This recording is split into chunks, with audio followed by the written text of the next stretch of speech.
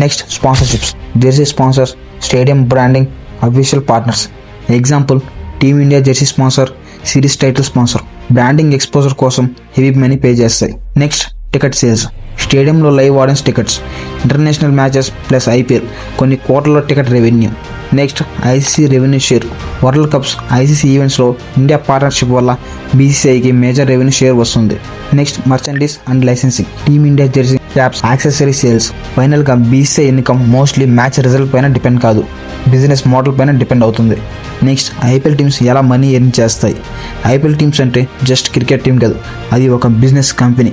Number 1 central revenue share, ఇది most important.